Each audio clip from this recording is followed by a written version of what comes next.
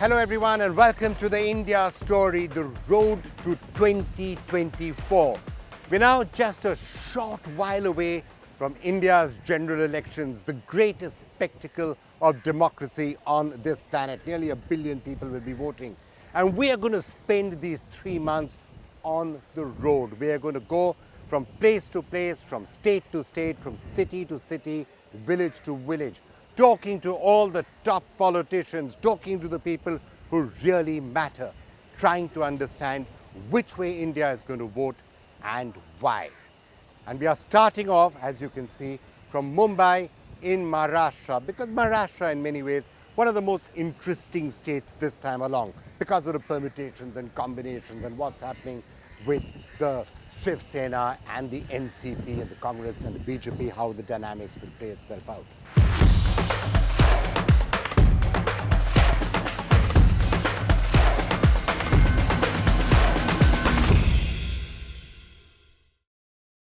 But before we do any of that, I have to tell you that we have a really special lineup for you on this particular episode, because we are going to be featuring a conversation I had with India's Home Minister, Mr. Amit Shah, one of the most powerful people in the country, the person who's had his imprint on the BJP's election strategy for a long time, the person who's piecing the entire election strategy together even now. I got a chance to catch up with him at the India Global Forum's Investment Summit, and I asked him about how he thinks the elections are poised. So who better to hear it from than Amit Shah? We also have a special conversation in this episode with Devendra Fadnavis, the Deputy Chief Minister of Maharashtra, telling us what he thinks is going to happen here in Maharashtra. And of course, we have numbers and details, and we talk to some journalists on the ground to tell us what's really happening. But let me start this episode of the India story with Mr. Amit Shah, the Home Minister of India, the person who's been driving the BJP's election strategy for a long time. They call him the Chanakya of Indian politics, and he is the person who's going to be putting together the entire blueprint, along with, of course, the Prime Minister Narendra Modi, the BJP President JP Nadda and others. He is the one who will be putting together the blueprint to get the BJP to its target, and it's an ambitious target, 370 seats. So as I said, I spoke to Shri Amit Shah at the India Global Forum's Investment Summit in Mumbai. This is what he said to me. चंद मुद्दों पर अगर हम और विस्तार से अगर बात कर सकें, तो अगर शुरुआत करते हैं अर्थव्यवस्था से, ये तो बिल्कुल स्पष्ट है कि भारत दुनिया में सबसे तेजी से बढ़ती हुई अर्थव्यवस्था है। पर जैसे आपने अभी कहा, रेटिंग एजेंसीज उस ज़मीनी हकीकत को समझने में, उस पर अमल करने में काफ़ी देर से वो काम कर रहे हैं। तो इसकी क्या वजह, आपको क्या लगता है? देखिए, रेटिंग एजेंसी में ज़्यादा वेटिंग परफॉर्मेंस का होता है, पोटेंशियल का नहीं होता है। और भारत 2014 से 14 एक बहुत खराब दौर से गुजरा, और 2014 से 2023 तक भारत वो दौर से उभर कर बाहर निकला। स्वाभाविक रूप आप पास्ट के आंकड़े के आधार पर रेटिंग करेंगे और फ्यूचर पोटेंशियल का उसमें मार्क कम होगा, तो अभी भारत को कुछ समय तक रेटिंग कम ही मिलेगी। मैं आपको भरोसे से बताता हूं, हमारे फ्यूचर पोटेंशियल को कोई रेटिंग एजेंसी इसका अनुमान ही नहीं कर सकती, क्योंकि हमने इतना बड़ा स्ट्रॉन्ग फाउंडेशन डाला है कि इतने मास स्केल पर, मतलब इतने बड़े बदलाव की कल्पना कोई रेटिंग एजेंसी नहीं कर सकती है। मगर 2-3 सालों के अंदर ही ये बदलाव आएगा, और इसमें हमें कोई बहुत ज्यादा चिंता करने की जरूरत नहीं है। मैं इतना ही कहना चाहता हूं कि इन्वेस्टमेंट गवर्नमेंट को देखकर आता है, लीडर को देखकर आता है, और गवर्नमेंट की पॉलिसी को देखकर आता है। ये तीनों में भारत को 100 में से 100 मार्क मिल रहे हैं। अमित भाई, जब मोदी जी प्रधानमंत्री बने थे तो कई विशेषज्ञों का कहना था कि भारत के लिए आतंकवाद की चुनौती से लड़ना मुश्किल होगा। पर अगर आप देखें, इन 10 सालों में जो आतंकवादी घटनाएं हैं वो कम हुई हैं। अगर पाकिस्तान संबंधित आतंकवाद को देखें या फिर वामपंथी चरमपंथ को, तो आपकी रणनीति के मुख्य बिंदु क्या रहे हैं? देखिए, नरेंद्र मोदी जी ने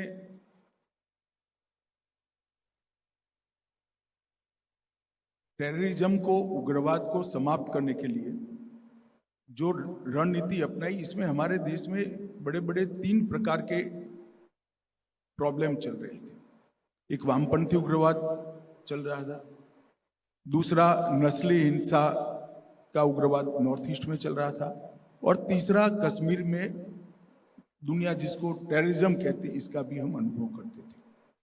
ये तीनों प्रकार के प्रॉब्लम के लिए हमने अलग रणनीति बनाई थी। हमने सबसे संवाद करना शुरू किया। जो लोग मेन स्ट्रीम में आना चाहते थे उनको बाहें फैलाकर, बड़ा मन रखकर, ल्यूकरेटिव विकास के पैकेज देकर मेन स्ट्रीम में लाए। लगभग 9,000 हथियारी युवाओं ने अपने हथियार डालकर मेन स्ट्रीम में आना पसंद किया है। हमने 20 समझौते किए। इसके साथ साथ इसके बाद भी जो हथियार रखकर आगे बढ़ते हैं उनके लिए जीरो टॉलरेंस की नीति अपनाई। हमने ढेर सारे कानूनी परिवर्तन किए, एजेंसियों का मनोबल बढ़ाया और एजेंसियों की पास आधुनिक से आधुनिक टेक्निक और हथियार उपलब्ध हो, ये भी करा।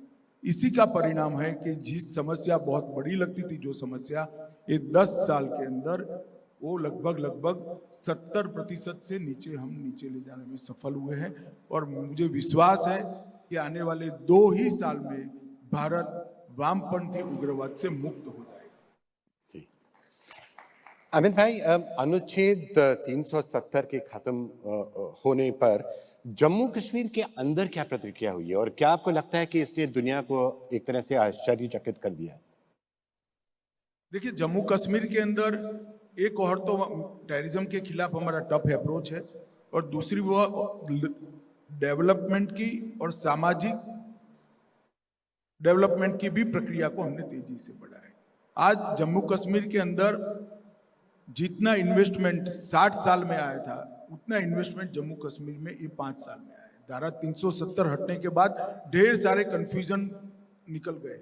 हमने जम्मू कश्मीर के अंदर भारत का सबसे अच्छा इंफ्रास्ट्रक्चर बनाने की ओर आगे बढ़े हैं, और शांति के कारण वहां पर अनेक प्रकार की नई शुरुआतें।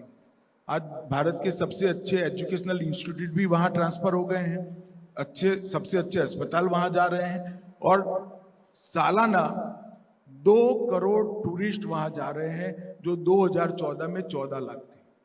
कहां 14 लाख और कहां 2 करोड़। जम्मू कश्मीर में 2 करोड़ टूरिस्ट सालाना जाना शुरू हुए। बहुत बड़ा परिवर्तन हुआ है, और मुझे विश्वास है कि आने वाले कुछ सालों में जम्मू कश्मीर को अलग स्वरूप से जाना जाएगा। पुराने जम्मू कश्मीर के जो पैरामीटर्स थे वो सारे हमने चेंज। अमित भाई, काफी बार भारत के जो जुडिशियल सिस्टम है उसकी आलोचना की जाती है। ये जो तारीख पे तारीख का सिलसिला है, केसेस चलते जाते हैं सालों साल। जो आप ये नए क्रिमिनल बिल्स लाए हैं, जो नई संहिता आई है, क्या आपको लगता है कि इससे सुधार होगा? क्या आपको लगता है कि इससे भारतीय न्याय प्रणाली को गति मिलेगी? देखिए, हमारी जुडिशियल सिस्टम में 160 साल पहले बने हुए कानून थे, तो एक प्रकार से तो वो कालबाह्य भी हो गए थे। हमने नए सिरे से भारतीय विचार को केंद्र में रखकर कानून बनाए हैं। पुराने कानून अंग्रेजों ने भारत पर शासन करने के लिए बनाए थे, हमने भारत के लोगों को न्याय देने के लिए बनाए। तो पहले दंड का प्रावधान था, अब न्याय का महत्व है। इसके साथ साथ हमने पूरी सिस्टम को मॉडर्नाइज किया है। 3 साल लगेंगे नीचे तक पहुंचने में। मैं आपको विश्वास से बता सकता हूं कि 3 साल के बाद भारत की क्रिमिनल जस्टिस सिस्टम दुनिया में सबसे आधुनिक होगी। इसमें हमें कोई शंका रखने की जरूरत नहीं। और इसके साथ स्पीडी जस्टिस भी मिलेगा, जल्दी न्याय मिलेगा। 3 साल में हर केस का निपटारा सुनिश्चित हो जाए, ये सारी व्यवस्था हमने 3 कानूनों में की। अब चुनाव तो आ रहे हैं अमित भाई, और प्रधानमंत्री मोदी ने और आपने एनडीए के सामने अब की बार 400 पार का लक्ष्य रखा है। तो आपको क्या लगता है, इस लक्ष्य को पार करने के लिए कौन से राज्य हैं, कौन से मुद्दे हैं जो खास तौर से महत्वपूर्ण होंगे? और जो ऑपोजिशन के बयान आ रहे हैं कि ये लोकतंत्र को बचाने के लिए लड़ाई है, तो आप उस पर आप भी, आपकी क्या प्रतिक्रिया है? देखिए, आप 400 का आंकड़ा याद रखिए, काउंटिंग के दिन मैच कर देना, कहां से आता है इसमें मत पड़िए। इसलिए क्योंकि हमने कर कर दिखा है। आसाम में हमारा 2% वोट था, वहां पूर्ण बहुमत की सरकार बनाई। 1% वोट मणिपुर में था, हमने पूर्ण बहुमत की सरकार बनाई। हमारे एक भी एमएलए बंगाल में नहीं था, 18 सांसद चुनकर आए, 77 एमएलए चुनकर आए। तो हमने कर कर दिखा है। मैं देश को विश्वास दिलाना चाहता हूं कि देश की जनता के आशीर्वाद से और आपका जो आशीर्वाद हम पर है, इसका हमारा जो आकलन है, इसी के आधार पर मोदी जी ने 400 पार का आंकड़ा दिया है। देश की जनता मोदी जी का समर्थन करे, एक बार 400 पार करा दो। भारत को पूर्ण विकसित बनाने की जिम्मेदारी भारतीय जनता पार्टी के नेता और देश के प्रधानमंत्री नरेंद्र मोदी की है, और ये निश्चित रूप से। पर क्या खास तौर से कुछ ऐसे राज्य हैं जिन पर आपकी नजर है? हर राज्य से हमारी बढ़ोतरी होगी। और मुद्दे? मैं अभी भी कहता हूं, आप क्षेत्र मत ढूंढिए, स्टेट मत ढूंढिए, आप आंकड़े को देखिए, हम 400 पार कर जाएंगे। जी। अमित भाई, आप ये भी कह रहे थे कि मोदी जी कभी छुट्टी नहीं लेते। अगर इस कमरे में आप लोगों से बात करें तो वो ये भी कहेंगे कि अमित भाई भी कभी छुट्टी नहीं लेते, कभी आराम नहीं करते, 24 घंटे लगे रहते हैं। आपको क्या कभी छुट्टी लेने का अवसर मिलता है? और अगर आप आराम करते हैं तो कैसे कर पाते हैं? देखिए, एक प्रकार से तो मैं अभी छुट्टी पर ही हूं। जब काम में बदलाव होता है तो मन और शरीर दोनों की थकान दूर हो जाती है। छुट्टी उन लोगों के लिए जरूरी होती है जिनके लक्ष्य समाप्त होने के कगार पर है। मोदी जी ने जो लक्ष्य रखा है, इसमें देश के किसी भी युवा को छुट्टी लेने का अधिकार नहीं है, थकने का अधिकार नहीं है। अविरत रूप से 2047 तक काम करते रहें। आखिर में अमित भाई, अगर आपको ग्लोबल मीडिया से कुछ कहना है, जो भारत की इमेज है, जो दुनिया में जो जिस तरह से लोग भारत को देखते हैं, अगर आप ग्लोबल मीडिया को कुछ कहना चाहेंगे या बाहर के जो विशेषज्ञ हैं उनको कहना चाहेंगे? मैं 2 हिस्सों में कहना चाहूंगा। मैं फिर से भारत के इंडस्ट्री जगत से कहना चाहूंगा कि भारतीय इंडस्ट्री ने, इंडियन इंडस्ट्री ने अपनी साइज और स्केल दोनों बढ़ाने का समय आ गया है। नए लक्ष्य तय करिए और ग्लोबल कंपनीज के हेडक्वार्टर ज्यादा से ज्यादा भारत में हो, इसके लिए आगे बढ़ने की जरूरत है। और मैं मीडिया को ये कहना चाहूंगा कि कोई रेटिंग एजेंसी, मैं मेरे अनुभव के आधार पर कहता हूं, कोई रेटिंग एजेंसी हमारे फ्यूचर पोटेंशियल का आकलन कर ही नहीं सकती, असेसमेंट कर ही नहीं सकती। फ्यूचर बहुत ब्राइट है। हम बहुत तेजी से और एक बड़े स्केल के साथ आगे बढ़ने जा रहे हैं, इस पर जरूर विश्वास करना। नरेंद्र मोदी जी ने जो लक्ष्य रखा है 2047 में विकसित भारत और दुनिया में तीसरे नंबर के अर्थतंत्र का, वो जरूर हमें अचीव करें। अमित भाई, आईजीएफ से बात करने के लिए बहुत बहुत धन्यवाद, आपने हमसे बात करी। Alright, let's now turn our attention to the numbers in Maharashtra and why I said this is perhaps one of the most interesting states this time around. Remember, Maharashtra, 48 seats, second only to Uttar Pradesh, which has 80 seats. But everyone's expecting a BJP sweep in Uttar Pradesh, so there's only that much interest in that particular state. Although I promise you I will go there. But here in Maharashtra, it's the permutations and combinations. Because in 2024 in the Lok Sabha election, the BJP and the Shiv Sena were together, fighting against the Congress and the NCP. Short while later, you had the 2019 assembly elections. Again, the BJP and the Shiv Sena were together, but shortly after that, they broke up. And you know the rest of the history. The Shiv Sena went across to the Congress and the NCP, set up the MVA. But then after that, the Shiv Sena split and the NCP split. And that's why it's an interesting question. Obviously, the BJP is still strong and very, very powerful out here. And obviously, this is a Lok Sabha election, so it's got that overall image of Narendra Modi as the most defining vote catcher for the BJP in Maharashtra as elsewhere in the country. But there are going to be permutations and combinations. How will the alliance dynamics work out? Who's going to get how many seats? How will the Shiv Sena's vote be split up between the Shinde section and the Uddhav Thackeray faction? Similarly, in the NCP, How will it break up between Sharad Pawar and Ajit Pawar? Lots of interesting things to think about, lots of numbers to track as well, which I'm continuing to flash with you because this is the way the vote share actually panned out last time. But hey, what we are going to make an effort while we're on the road is talk to a lot of the local experts to get a sense of what they think is actually happening.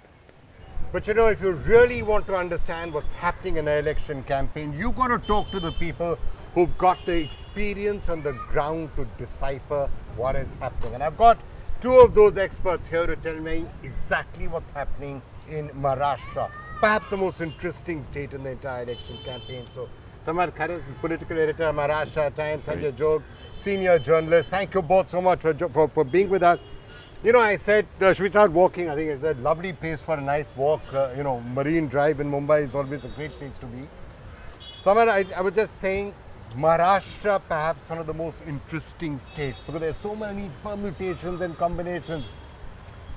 You know, kya hoga, where's the NCP going, where are the workers going there, who's got the control of the Shiv Sena, how will it all break up?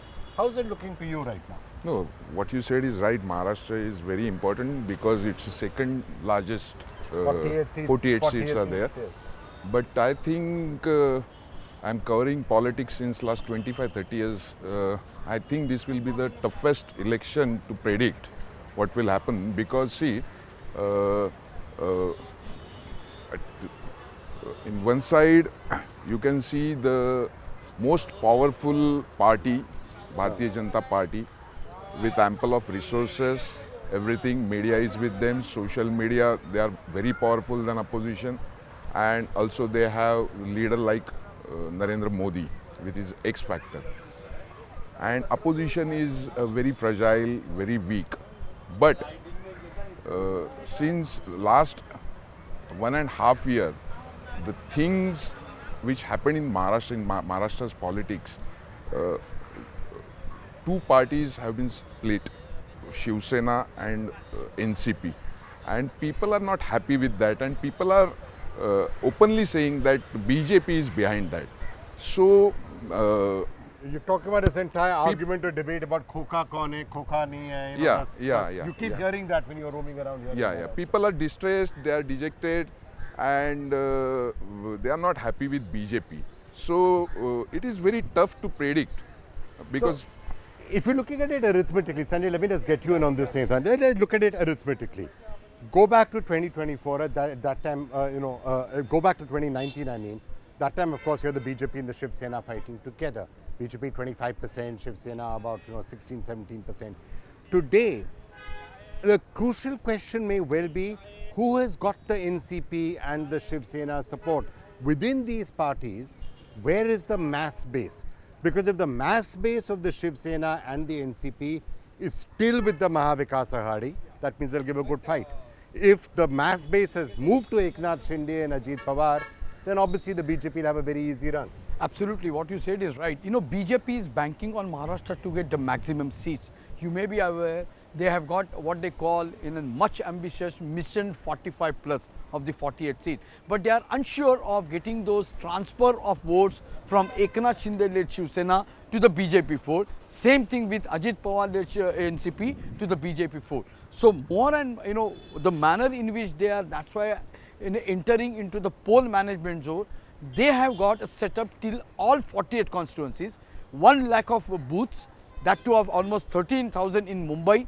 So they are not taking it for or leaving it for any chance. They also want to have that organizational build-up to back up all these basically Ajit-led NCP and Eknath Shinde-led Shiv Sena.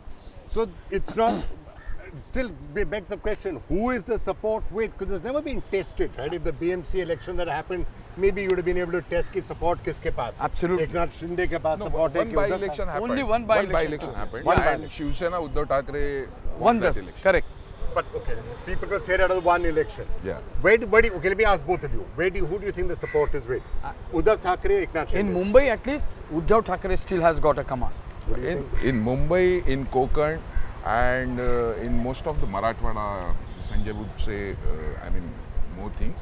But Uddhav Thackeray will get more support than Eknath Shinde. And within the NCP, between Ajit Pawar and Sharad Pawar, where do you think the Mr. support Pawar has definitely got still a hold, not just in Western Maharashtra, but part of basically Marathwada and Vidarbha. Of course, NCP and Eknath Shinde are down, but at least these three regions, part of Mumbai, then Marathwada and Western Maharashtra. Mr. Pawar will definitely. Sharad Pawar. Sharad Pawar, not Would you Ajit. also say Sharad Not Pawar Ajit. is still or Sharad Ajit? Pawar has, I think, Sharad Pawar has sympathy in Western Maharashtra, definitely, and I think in three districts basically, Pune, Sholapur, and Ahmednagar.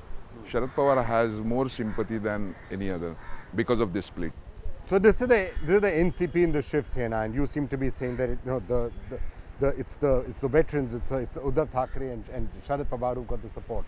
Now let's turn to the Congress party, because even if you hear what's happening with the seat sharing, the Congress party seems to be weakened, right? And it's weakened even more with the moving away of Ashok Chavan. So is the Congress party the weak link perhaps in this? Vikram, that's a real irony. In the Mahavikas Aghadi, they may be, putting up a show that they are united, but the Congress is a weak link because of the factionalism, because they are unable to digest Nana Patole as their leader, and there is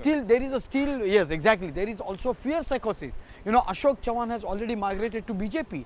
The talk in the Congress circle is that some 8 to 9 legislators are ready to migrate and shift their loyalties to BJP. And look at the timing. The timing is that when Rahul will be here for that Bharat Jodo Nyaya Yatra in Maharashtra from 10, 11, 12 or whatever period, they want to see that the Congress party splits. Will the moving of Ashok Chavan make a difference? Certainly 3 or 4 seats it could make an impact. Yeah, it will definitely make a difference in one constituency, that is Nanded, because Ashok Chavan has base in that constituency only. But Congress, what Sanjay said is absolutely right.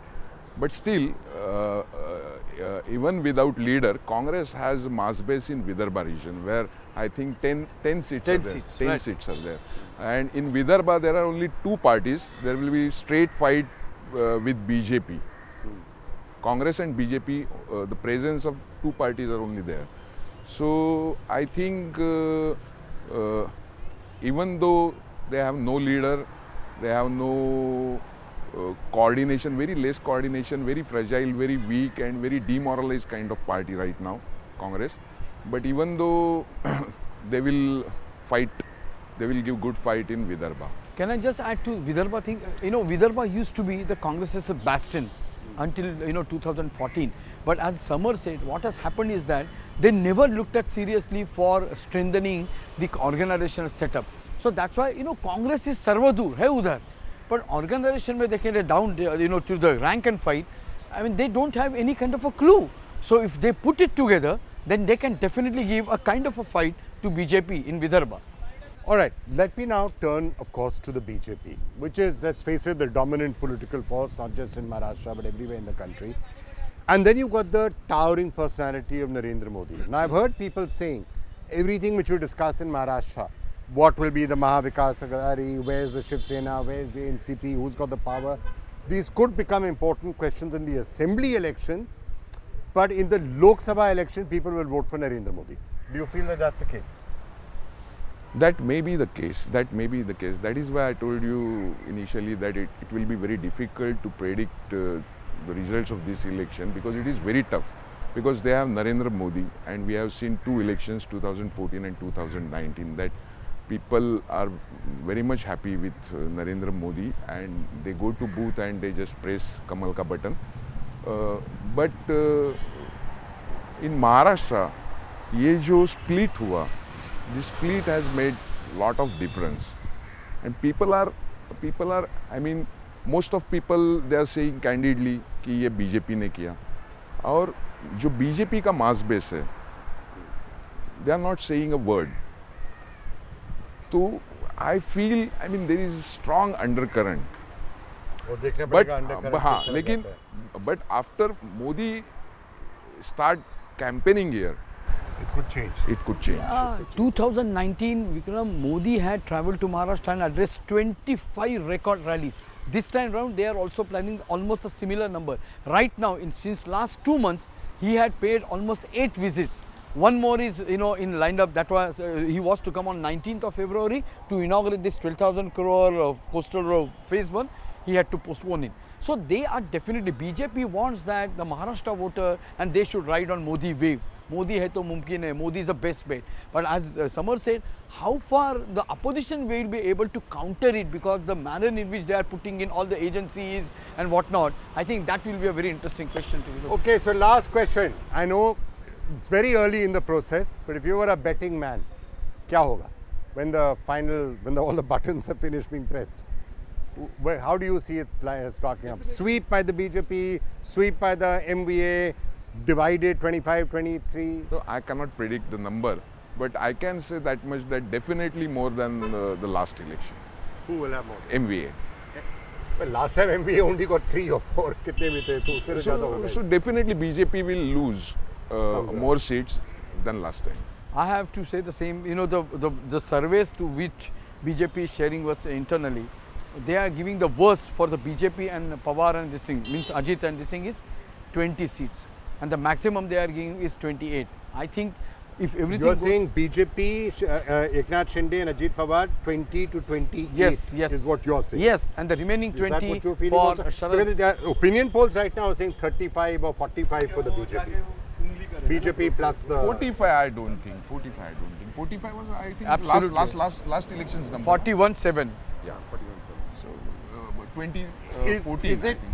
45 Yeah, seats. I don't think so. That's what I'm saying. They want to create a mahol ki we are definitely going for. Is the VBA going to be an important factor in this? Yeah, Impact it? absolutely, absolutely. That could also change the number. Just to recall to the viewers, 1998, Mr. Sharad Pawar had mobilized all the Dalit leaders, all factions put 38 together. seats 38 out of 48 they won. So if that kind of VBA really comes, So join getting the hands, VBA on board will be an important absolutely, yes, aspect in all yes, of this. yes. All right, thank you so much. Thank you. Thank you so much, sir. Thank you. Thank you so much. sir. Thank Very you. lovely talking to Thank you. you. But let me pause all those numbers and let's see what the man himself has to say on all of this. Devendra Fadnavis, the Deputy Chief Minister of Maharashtra, the BJP's main leader in this state for a long, long time, the person who put together a lot of those alliances, whether it was with the Shinde faction of the Shiv Sena or in fact whether it was with Ajit Pawar. And remember, the Election Commission now says that the Shinde faction is the real Shiv Sena, as in fact is the Ajit Pawar faction. So again, at the India Global Forum's Investment Summit, I got a chance to speak to Devendra Fadnavis and I asked him what he thinks is going to happen in the 2024 election. Devendraji, thank you so much for being here. Now, the IGF events theme is the next 10 years. And as India tries to achieve all the things that Amit Shah ji was just talking about, it's really important, of course, for Maharashtra, because India can't really achieve all of that without Maharashtra playing its role in this. And interestingly, Maharashtra is also going to be completing 75 years in 2035. How do you envision the growth of Maharashtra? How do you envision Maharashtra at 75? At the outset, let me apologize for everybody that I am pushing their lunch away. But I think it's a very interesting question because in 2035, Maharashtra will be at 75. And we have envisioned a few things for Maharashtra when it becomes 75 years old. So it's basically based on infrastructure-led growth. It is based on sustainability. It is based on investment which creates job. It is based on creating robust social infrastructure. And of course, it's based on security. So I think when you look at infrastructure-led growth in Maharashtra, in next 10 years, we will be investing around $100 billion in infrastructure. And I must share with you that this journey of creating infrastructure started with the blessings of Honorable Prime Minister Shri Narendra Modi ji in 2014. And in 2019, when a report from Deutsche Bank came, the report said that out of all investment that is happening in India in big infrastructure projects, 50% of investment is happening in the state of Maharashtra. A lot which you said there, which I just want to delve into in slightly more details. You were talking about FDI and investment. So sometimes there's this thing that, people, the companies are not coming to Maharashtra or Mumbai. They're going to Gujarat, for example, and you're saying that Maharashtra is still number one. But what will you do to make sure everyone keeps coming to Maharashtra and not going to Gujarat or Hyderabad or Bengaluru? No, I think we are in a very competitive federalism. There was a time that only 2-3 states were competing. But today, there are 10 states in India who are fiercely competing. And I think we should welcome that. Because, see, a company going to Gujarat or going to Karnataka or going to Delhi, it's not Pakistan. Look, turning to some of the challenges, we were talking about sustainability a short while back. We are going to be hearing from the Children Investment Fund Foundation about some of the work that your government is doing with them on energy. What are your other efforts that you're taking on in areas like sustainability? Because things like water, for example, are a real problem in some parts of Maharashtra. So I think first I must speak on energy, because energy is something which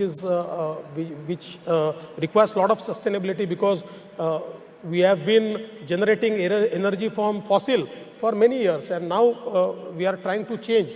So in Maharashtra, I must tell you that for agriculture power demand, we decided that we actually generate 16 gigawatt for agriculture use, and we decided that this 16 gigawatt will be transformed on solar.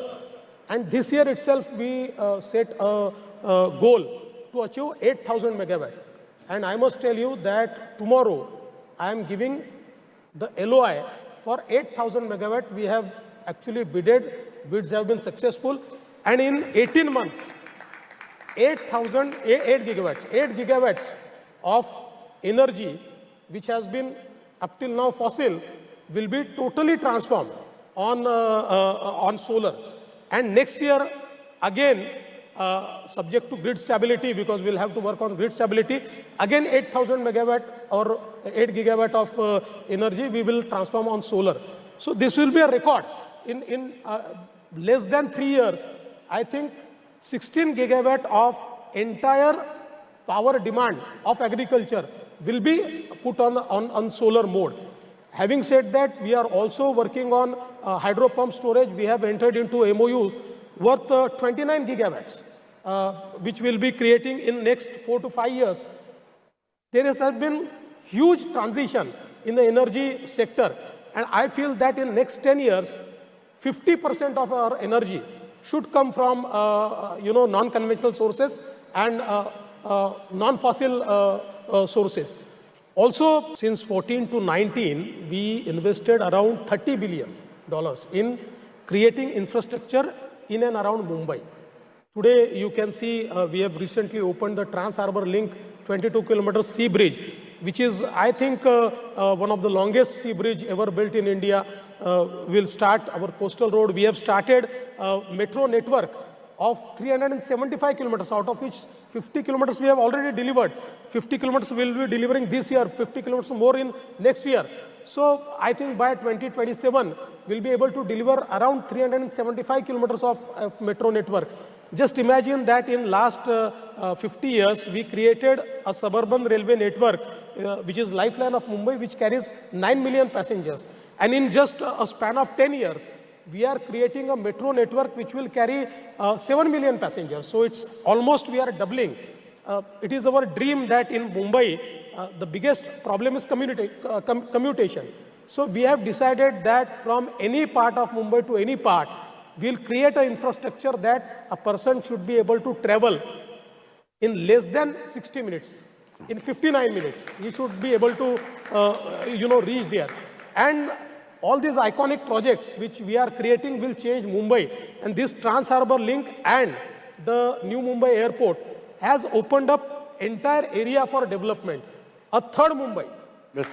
Deputy Chief Minister Fadnavis, we are out of time, but I know elections are on, and I can't resist as a journalist asking you this question, because every analyst is scratching their head and saying what is going to happen in Maharashtra. How is the election looking to you? No, I think, see, whether it is Maharashtra or whether it is any other state, people have already decided to vote for Prime Minister Modi. So our job is to just, bring people to the polling stations. And in Maharashtra, our record has been 42 seats for last two consecutive elections. In 2014 and 2019, out of 48 seats, we could win 42 seats. I'm absolutely sure this time it will be more than 42. It can be 45, but it will be more than 42 seats. It will not be less than 42 seats.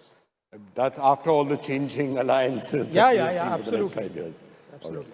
Devendra Fadnavis, Deputy Chief Minister of Maharashtra, thank you so much. It was a pleasure.